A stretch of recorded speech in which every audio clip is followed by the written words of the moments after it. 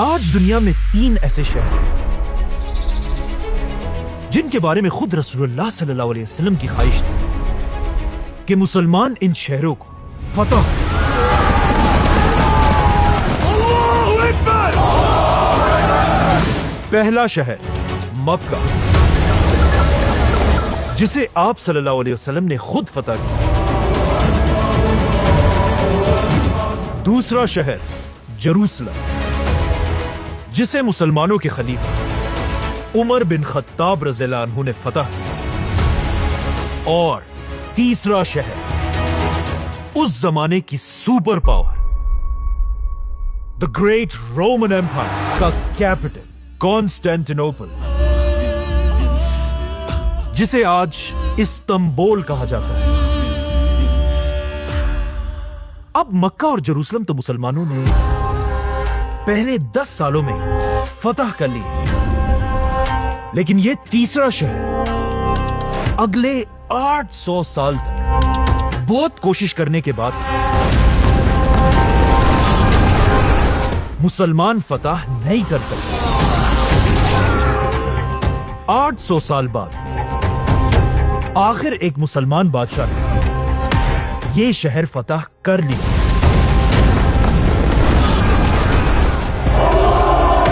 इस बादशाह की एज सिर्फ और सिर्फ 21 साल थी और इस बादशाह का नाम था सुल्तान महमद फातेह।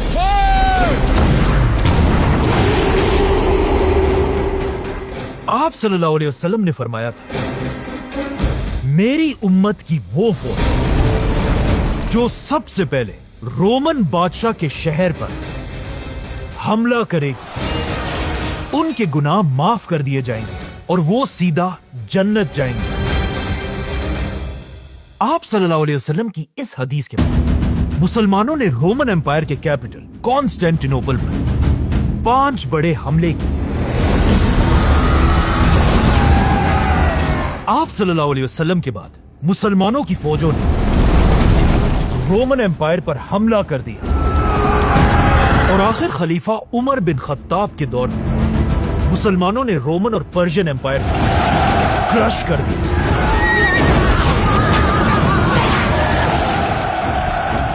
और हजरत उमर की खिलाफत इतनी तेजी से फैली कि सिर्फ 10 सालों के अंदर अंदर मुसलमानों ने यह सारा इलाका फतह कर लिया। यहां पर एक बहुत ही इंटरेस्टिंग पॉइंट है। खिलाफत राशिदा सिर्फ 30 सालों में मदीना से कॉन्स्टेंटिनोपल के इतने करीब पहुंच चुकी थी, जिससे आगे बस थोड़ा सा और रास्ता था। लेकिन खलीफा उमर रज़ियल्लाहु अन्हु के बाद मुसलमानों को यहां से यहां तक पहुंचने में 800 साल लगे। इस बात से अंदाजा लगा है कि खिलाफत राशिदा की ताकत कैसी थी। आखिर 30 साल बाद खिलाफत राशिदा दुनिया से खत्म हो गई, जिसके बाद मुसलमानों के नए लीडर हजरत मुआविया बने। और लीडर बनने के बाद आहिस्ता आहिस्ता जब उनकी ताकत बढ़ने लगी, उन्होंने पहली बार मुसलमानों की फौजों को यहां से आगे बढ़ने का हुक्म दिया। इसी के साथ मुसलमानों की पहली फौज कॉन्स्टेंटिनोपल पर हमले के लिए रवाना हुई और इस फौज के जनरल कोई और नहीं बल्कि खालिद बिन वलीद के बेटे अब्दुर्रहमान बिन खालिद थे। और आप सल्लल्लाहु अलैहि वसल्लम की हदीस की वजह से बहुत सारे मुसलमान इस फौज में शामिल हुए, जिनमें सबसे बड़े सहाबी थे अबू अयूब अंसारी रज़ियल्लाहु अन्हु। खालिद बिन वलीद के बेटे ने कई दिन तक कॉन्स्टेंटिनोपल पर हमले किए, लेकिन आखिर बहुत कोशिश के बाद भी वो इस शहर को फतह नहीं कर सके और मुसलमानों की फौज यहां से वापस चली गई। इसके बाद एक और फौज ने भी हमला किया, लेकिन वो भी इस शहर को फतह नहीं कर सके। आखिर कई हमलों के बाद मुसलमानों के लीडर मुआविया रज़ियल्लाहु अन्हु ने कॉन्स्टेंटिनोपल को फतह करने के लिए एक बहुत बड़ी फौज बनाने का हुक्म दिया। इसी के साथ पूरी एम्पायर से लोग इस फौज की तरफ बढ़ने लगे। ये इतनी बड़ी फौज थी कि इस फौज में बड़े बड़े सहाबा भी शामिल हुए, जैसे कि खलीफा उमर के बेटे अब्दुल्ला बिन उमर, अब्दुल्ला बिन जुबैर, और अबू अयूब अंसारी जैसे सहाबा। और जैसे ही मुसलमानों की ये बड़ी फौज तैयार हुई, हजरत मुआविया ने इस पूरी फौज का आर्मी चीफ अपने 24 साल के बेटे यजीद को बनाया, जिसके बाद यजीद ये पूरी फौज लेकर कॉन्स्टेंटिनोपल की तरफ रवाना हुआ। इस फौज में कुछ सहाबा इस बात से बिल्कुल खुश नहीं थे कि इस फौज में बड़े बड़े सहाबा के होते हुए यजीद जैसा आदमी इस पूरी फौज का आर्मी चीफ था, क्योंकि यजीद ने इससे पहले कोई भी बड़ी जंग नहीं लड़ी थी और उसके पास जंगों का कोई एक्सपीरियंस नहीं था। लेकिन फिर भी इन सहाबा ने आखिर ये बात एक्सेप्ट कर और कॉन्स्टेंटिनोपल को फतह करने के लिए रवाना हुए। यजीद मुसलमानों की फौज लेकर कॉन्स्टेंटिनोपल की दीवार के सामने पहुंचे और यहां पहुंचते ही मुसलमान ये देखकर हैरान रह गए, क्योंकि कॉन्स्टेंटिनोपल कोई आम शहर नहीं था। इस शहर के सामने एक नहीं बल्कि 3 लंबी लंबी दीवारें थी और इन दीवारों के सामने एक बहुत बड़ी खंदक बनी हुई थी जिसे पानी से भर दिया गया था। इस शहर पर सिर्फ एक ही साइड से हमला किया जा सकता था, क्योंकि बाकी तीनों साइड्स पर सिर्फ समंदर था, जिसकी वजह से यह शहर कॉन्स्टेंटिनोपल एक इतना सिक्योर शहर था कि पिछले कई सदियों से यह शहर रोमन एम्पायर से कोई नहीं छीन सका था। तो अब जैसे ही मुसलमान इस शहर के सामने पहुंचे, यजीद ने हमले का हुक्म दिया और जंग शुरू हुई। कहा जाता है इन्हीं हमलों के दौरान इस फौज में एक बहुत बड़े सहाबी अबू अयूब अंसारी रज़ियल्लाहु अन्हु बीमार पड़ गए और उनकी जिंदगी के आखिरी दिन करीब आए। तो मुसलमान उनसे आखिरी बार मिलने के लिए जमा हुए। तो अबू अयूब अंसारी रज़ियल्लाहु अन्हु ने इन सारे मुसलमानों को हुक्म दिया कि खबरदार, मेरे मरने के बाद मुझे यहां मत दफनाना, बल्कि मेरे मरने के बाद मेरी बॉडी को उठाकर शहर की तरफ आगे बढ़ना और जितना हो सके मुझे इस शहर के करीब दफनाना। जिसके बाद मुसलमानों ने ऐसा ही किया और जैसे ही वो फौत हुए, मुसलमान आधी रात को रात के अंधेरे में उनकी बॉडी को लेकर आगे बढ़े और बिल्कुल शहर की दीवार के पास पहुंचकर वहीं पर उन्हें दफना दिया। अबू अयूब अंसारी कोई आम सहाबी नहीं थे, बल्कि ये वो सहाबी थे कि इससे बहुत साल पहले जब रसूलुल्लाह सल्लल्लाहु अलैहि वसल्लम ने मक्का को छोड़कर मदीना की तरफ हिजरत की थी और जब आप सल्लल्लाहु अलैहि वसल्लम मदीना पहुंचे, मदीना में सबसे पहले आप सल्लल्लाहु अलैहि वसल्लम अबू अयूब अंसारी के घर में रहा करते थे और आप इसी अबू अयूब अंसारी रज़ियल्लाहु अन्हु को मुसलमानों ने रोमन एम्पायर के कैपिटल के बिल्कुल करीब दफना दिया था।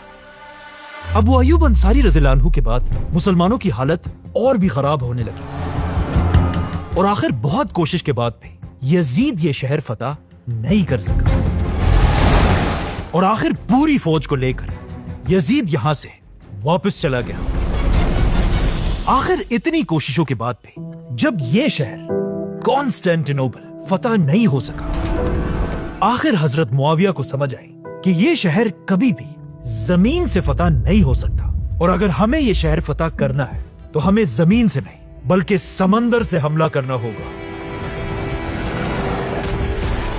इसी के साथ हजरत मुआविया ने मुसलमानों की पूरी नेवी को रेडी होने का हुक्म दिया और इसके अगले ही साल मुसलमानों की नेवी रोमन एम्पायर के कैपिटल की तरफ रवाना हुई। ये वही नेवी थी जिसे इससे बहुत साल पहले खलीफा उस्मान रज़ियल्लाहु अन्हु ने बनाया था। लेकिन जैसे ही मुसलमानों की नेवी कॉन्स्टेंटिनोपल के सामने पहुंची, एक बार फिर मुसलमान ये देखकर हैरान रह गए कि इस समंदर की साइड पर भी रोमन एम्पायर ने लंबी लंबी दीवारें बनाई थी और मुसलमानों की कश्तियां इन दीवारों का कुछ नहीं बिगाड़ सकती थी। मतलब कॉन्स्टेंटिनोपल एक ऐसा शहर था जिसे ना जमीन से फतह किया जा सकता था और ना समंदर से।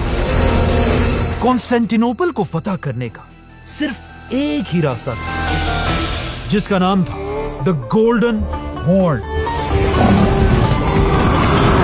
नहीं, ये वाला नहीं, गोल्डन हॉर्न कॉन्स्टेंटिनोपल के पास ही एक छोटी सी नहर थी जहां से मुसलमान आसानी से कॉन्स्टेंटिनोपल के अंदर घुस सकते थे।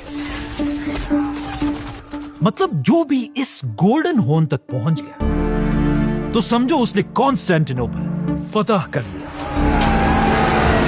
इसीलिए मुसलमानों की नेवी तेजी से इस गोल्डन हॉर्न की तरफ बढ़ने लगी।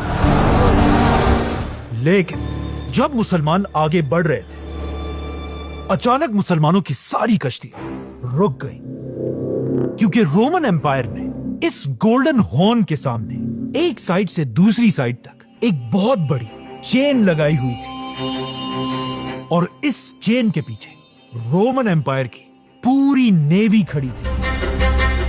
जब भी मुसलमान इस चेन को तोड़ने के लिए आगे जाते थे, रोमन्स उन्हें अपनी तीरों से पीछे भगा देते थे। इसी तरह मुसलमानों ने बहुत कोशिश की, लेकिन आखिर मुसलमानों को समझ आ गई कि यह शहर इस तरह फतह नहीं हो सकता। इसीलिए मुसलमानों ने समंदर से इस शहर को घेर लिया और मुसलमानों की एक नई फौज ने जमीन से भी इस शहर के सारे रास्ते बंद कर दिए। और अब मुसलमानों का प्लान यह था कि हम इसी तरह शहर को घेर कर बैठे रहेंगे और जब शहर के अंदर खाना खत्म हो जाएगा, रोमन्स खुद शहर से बाहर निकलेंगे और तब हम इन्हें खत्म कर देंगे। तो अब मुसलमान आराम से शहर को घेर कर बैठ गए और मुसलमानों का यह प्लान बहुत ही जबरदस्त था, क्योंकि आहिस्ता आहिस्ता कॉन्स्टेंटिनोपल के अंदर खाने पीने की चीजें खत्म होने लगी, जिसे देखकर रोमन एम्पायर का बादशाह पहली बार डरने लगा। और जब उसे भागने का और कोई रास्ता नहीं मिला, आखिर रोमन बादशाह ने पूरे शहर में ऐलान किया कि जो भी हमें इन मुसलमानों से बचाने के लिए एक नया और खतरनाक हथियार वेपन बनाएगा, मैं उसे अनलिमिटेड पैसा दूंगा। तो अब जब मुसलमान बाहर बैठे हुए थे, शहर के अंदर हर तरफ बादशाह के ऐलान के बाद साइंटिफिक एक्सपेरिमेंट्स होना शुरू हुए और आखिर बहुत कोशिश के बाद रोमन बादशाह को एक ऐसी चीज मिली जिसका इससे पहले पूरी दुनिया में किसी ने सोचा भी नहीं था। और इस नई टेक्नोलॉजी का नाम था ग्रीक फायर। अचानक एक दिन जब मुसलमानों की कश्तियां शहर के बाहर आराम से खड़ी थी और मुसलमान अंदर एंजॉय कर रहे थे, अचानक मुसलमानों ने गौर से देखा कि रोमन्स पहली बार शहर के सामने लगी हुई चेन खोल रहे हैं। और आखिर जैसे ही सारी चेन गिर गई, मुसलमान ये देखकर खुश हुए और मुसलमान फुल स्पीड गोल्डन हॉर्न की तरफ रवाना हुए। लेकिन जैसे ही मुसलमानों की कश्तियां रोमन कश्तियों के बिल्कुल करीब पहुंची, रोमन कश्तियों के फ्रंट पर एक अजीब सी मशीन लगी हुई थी और जैसे ही मुसलमान उनके करीब हुए, रोमन कश्तियों से आवाजें आने लगी। रोमन्स ने अपनी ग्रीक फायर वाली मशीन खोल दी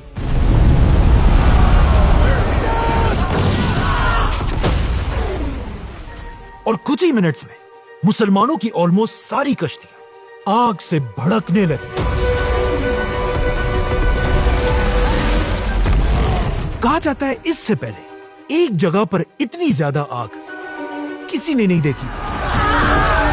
मुसलमान अपनी कश्तियों को बचाने के लिए समंदर से पानी उठाकर ये आग बुझाने की कोशिश करने लगे, लेकिन रोमन्स ने ये आग एक ऐसे केमिकल से बनाई थी कि ये आग पानी से बुझने के बजाय और भी ज्यादा भड़कने लगती थी। एक आदमी कहता है इस आग की आवाज इतनी खौफनाक थी कि ऐसा लग रहा था कि जैसे आसमान में बिजली गरज रही हो। इस आग से मुसलमानों की ज्यादातर कश्तियां जलकर राख हो गई और हजारों मुसलमान शहीद हो गए। कहा जाता है यहां पर मुसलमानों की ऑलमोस्ट पूरी नेवी तबाह हो चुकी थी और सिर्फ कुछ कश्तियां अपनी जान बचाकर यहां से वापस चली गई। इसी के साथ रोमन्स ने मुसलमानों की जमीनी फौज पर भी हमला किया और वहां भी हजारों मुसलमानों को शहीद कर दिया। इस तरह मुसलमानों की फौज कॉन्स्टेंटिनोपल को फतह किए बगैर वापस चली गई। ये हार इतनी बड़ी थी कि कहा जाता है इसके बाद पूरे यूरोप में एक बहुत बड़ा जश्न मनाया गया, क्योंकि पिछले 50 सालों में ये पहली जंग थी जिसे मुसलमान इस तरह हारे थे। बल्कि इस हार की खबर यहां से बहुत दूर उस जमाने की चाइना की किताबों में भी लिखी गई थी, जो आज तक पड़ी हुई है। ये थी कॉन्स्टेंटिनोपल को फतह करने की उमैया खिलाफत की पहली कोशिश, जो मुसलमान हार गए। और इससे मुसलमान इतना कमजोर हुए कि अगले 40 साल तक मुसलमानों ने दोबारा कॉन्स्टेंटिनोपल की तरफ जाने का सोचा भी नहीं। इस जंग के कुछ ही अरसे बाद हजरत मुआविया इस दुनिया से चले गए और उनके बाद नया बादशाह यजीद बिन मुआविया बना। लेकिन यजीद के आते ही बड़े बड़े सहाबा उसके खिलाफ खड़े हुए और इस तरह मुसलमानों में एक नई सिविल वॉर शुरू हुई। लेकिन एक बार फिर बड़ी बड़ी जंगों के बाद बनु उमैया खानदान ये पूरी सिविल वॉर जीत गए और बनु उमैया खानदान दोबारा पूरी मुसलमान दुनिया पर राज करने लगा। और आखिर 40 साल बाद जब बनु उमैया की ताकत अपनी पीक पर थी, बनु उमैया खानदान के एक नए बादशाह सुलेमान ने दोबारा अपनी पूरी फौज को रेडी होने का हुक्म दिया और 40 साल के बाद एक बार फिर मुसलमानों की फौज रोमन एम्पायर के कैपिटल कॉन्स्टेंटिनोपल की तरफ रवाना हुई। इस बार ये कोई छोटी मोटी फौज नहीं थी, बल्कि मुसलमानों की इस फौज में 1.5 लाख सोल्जर्स थे। मुसलमानों के पास लंबी लंबी तोपें थी और मुसलमानों की इस फौज में हंड्रेड्स ऑफ कश्तियों के साथ कई 100 जंगी जहाज भी थे। मुसलमानों ने एक बार फिर कॉन्स्टेंटिनोपल को हर तरफ से घेर लिया। लेकिन ऑफ कोर्स जैसे कि हम पहले ही बता चुके हैं, कॉन्स्टेंटिनोपल को सिर्फ और सिर्फ इस गोल्डन हॉर्न के रास्ते से ही फतह किया जा सकता था। इसीलिए मुसलमानों की नेवी तेजी से इस गोल्डन हॉर्न की तरफ बढ़ने लगी। लेकिन बिल्कुल पहले की तरह अब भी गोल्डन हॉर्न के बिल्कुल सामने वही चेन लगी हुई थी। एक बार फिर मुसलमानों की नेवी ने इस चेन को क्रॉस करने की बहुत कोशिश की, लेकिन बहुत कोशिश के बाद भी मुसलमान ऐसा नहीं कर सके। इसी तरह आने वाले कई अरसे तक मुसलमान इस शहर को घेर कर बैठे रहे। लेकिन आखिर मुसलमानों के कैंप्स में बीमारियां फैलने की वजह से हजारों मुसलमान शहीद होने लगे और कुछ ही अरसे बाद मुसलमानों की ये फौज भी इन बीमारियों से बिल्कुल तबाह हो गई। ये थी मुसलमानों की कॉन्स्टेंटिनोपल को फतह करने की दूसरी बड़ी कोशिश, जिसमें एक बार फिर मुसलमान बुरी तरह हार गए। कॉन्स्टेंटिनोपल को फतह करने की दूसरी कोशिश भी बुरी तरह फेल हो चुकी थी और कॉन्स्टेंटिनोपल की इस जंग ने उमैया खिलाफत की ताकत को बिल्कुल तोड़ कर रख दिया था। इसीलिए इस हार के बाद बनु उमैया कभी भी दोबारा अपने पैरों पर खड़े नहीं हो सके। ये देखकर एक नए खानदान को मौका मिला कि वो आहिस्ता आहिस्ता बनु उमैया की खिलाफत को चैलेंज करे और आहिस्ता आहिस्ता बनु उमैया के खिलाफ हर तरफ बगावतें होने लगी और आखिर बनु उमैया की खिलाफत टूट गई और दुनिया में मुसलमानों की एक नई खिलाफत बनी, जिसका नाम था अब्बासी खिलाफत। अब अब्बासी खिलाफत को अच्छी तरह पता था कि जब भी मुसलमानों ने कॉन्स्टेंटिनोपल को फतह करने की कोशिश की, मुसलमान हमेशा बुरी तरह हार गए।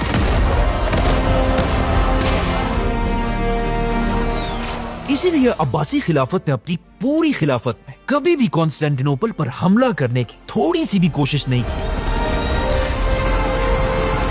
मतलब कॉन्स्टेंटिनोपल शहर को मुसलमानों के बड़े बड़े बादशाह भी फतह नहीं कर सके। लेकिन आगे जाकर सिर्फ 21 साल के एक लड़के ने यह शहर हमेशा के लिए फतह कर लिया, जिसका नाम था सुल्तान महमद फातेह।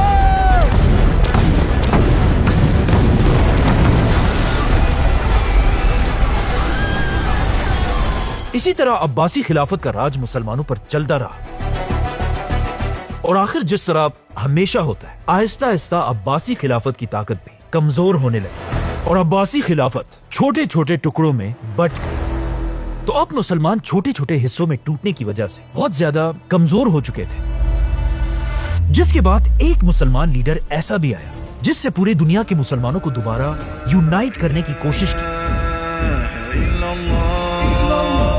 सुल्तान सलाहुद्दीन अय्यूबी।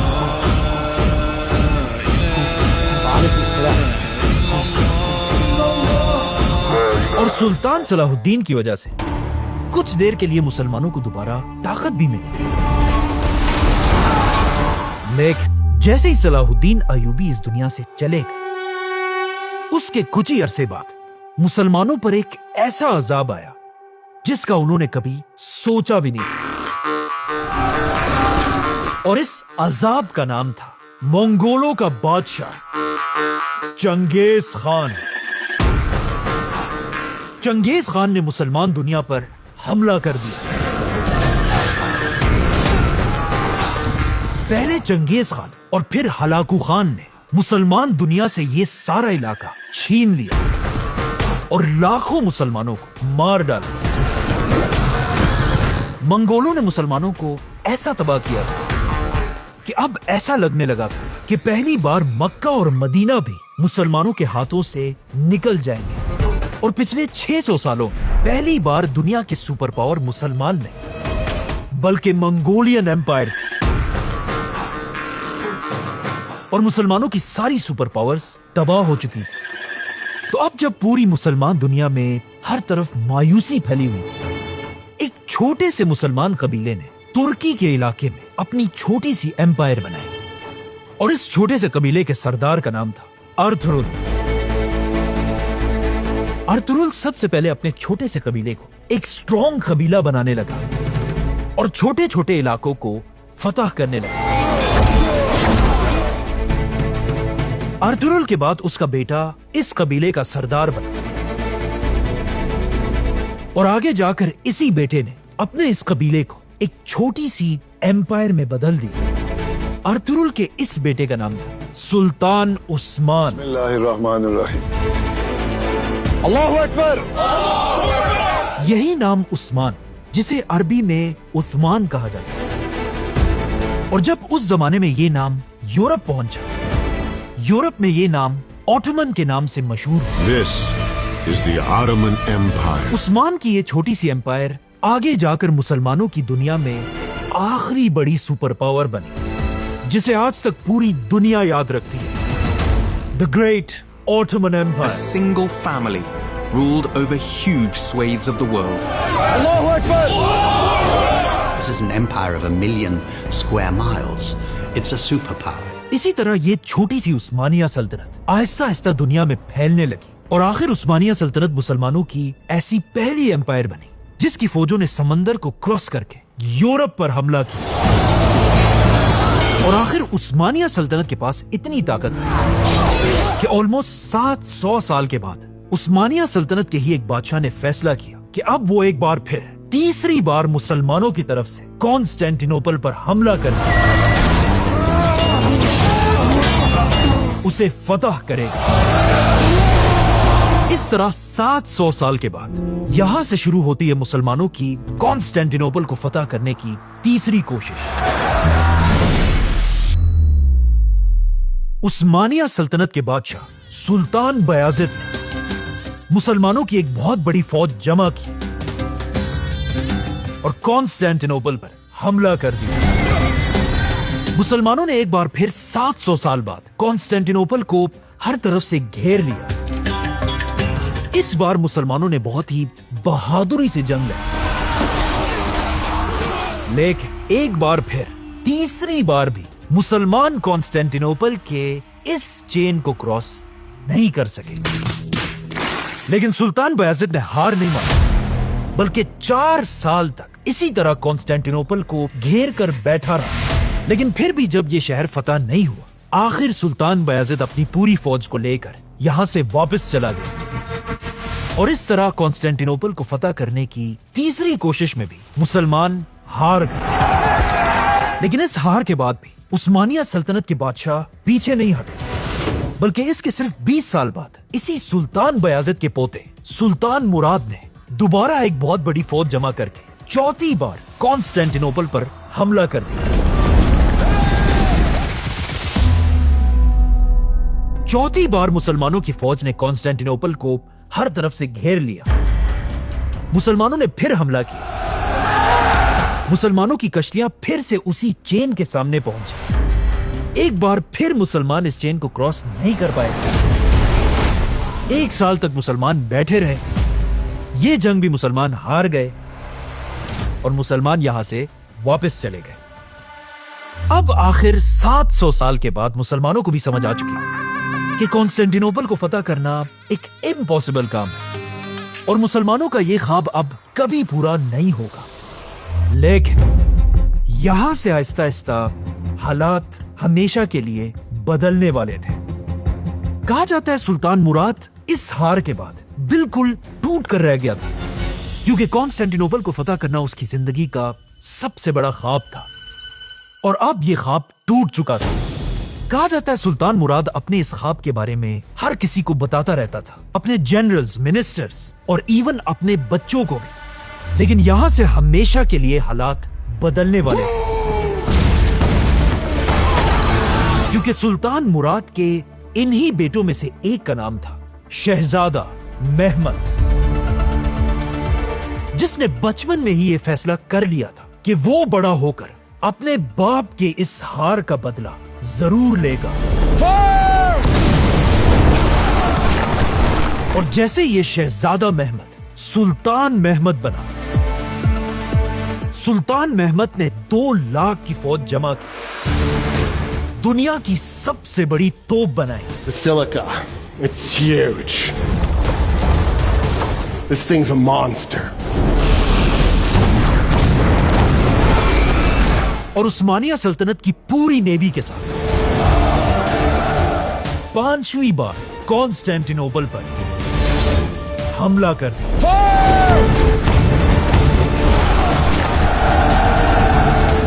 सब्सक्राइब।